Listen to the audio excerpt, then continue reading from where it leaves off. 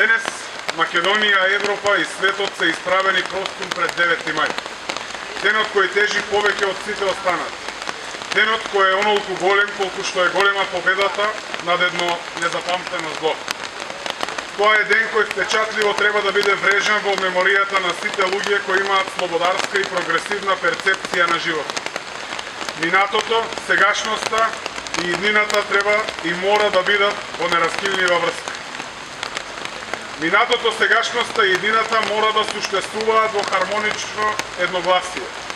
Робувањето на еден историски период на сметка на друг е само чекорење во еден правец.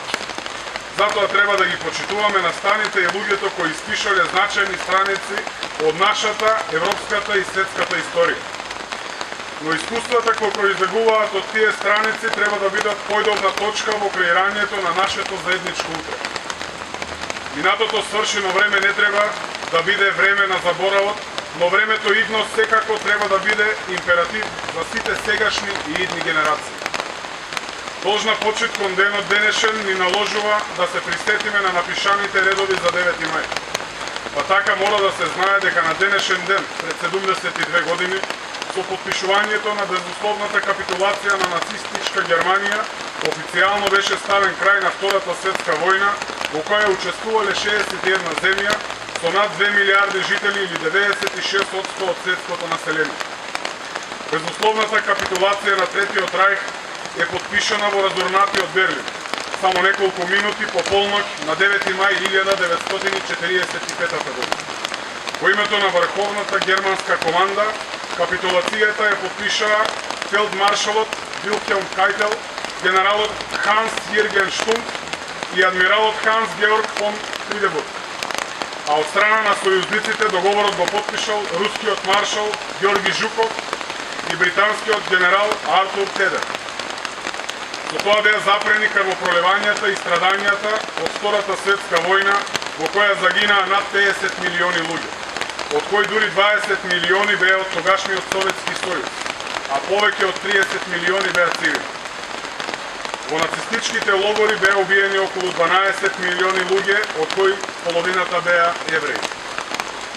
Материјалната штета од Втората светска војна само во Европа беше проценета на околу 200 милиарди американски долари. Она што не смее да се заборави е дека и нашата земја беше дел од таа страотна војна. Македонија беше на страната на антифашистичката коалиција и во борбите против фашистичките окупатори даде околу 33.000 жртви, меѓу кои се и 7.000 евреи кои за време на војната беа депортирани во концентрациониот логор Treblinka. Поради сево ова, Македонија рамноправно со сите останати слободолюбиви земји го слави денешниот ден. Затоа што победата над фашизмот беше победа и на Македонија, како земја која беше на страната на праведните, на страната на оние кои го сакаа мирот, слободата и разбирањето. Се разбира, во антифашистичкиот отпор свое значајно место имаат и борците од Струмица и Струмичко, кои низ разни облици на слободолюбиво здружување и партизанско делување дадоа свој голем допринос во народно-ослободителната и антифашистичка војна за Македонија.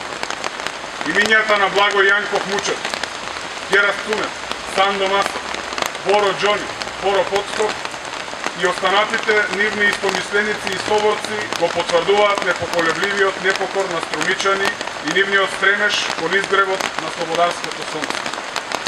Кога го одбележуваме 9 мај, денот на победата над фашизмот, тоа треба да го правиме со дигнитет, но и со заедничка желба. Фашистичкото зло од Втората светска војна никогаш повеќе да не се повтори. Никогаш повеќе да нема крвопролевања, страдања, разрушени домови и изгубени млади животи. И кога го живееме ова време исполнето со турбулентни настани, поделби, омрази и национализми, мора да го имаме на ум минатото, за да извлечеме поуки од него. Нови војни и повампирување на фашизмот не ни се потребни.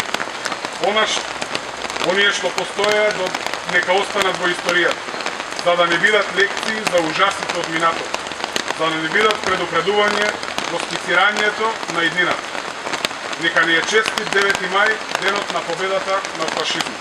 Ви благодарам.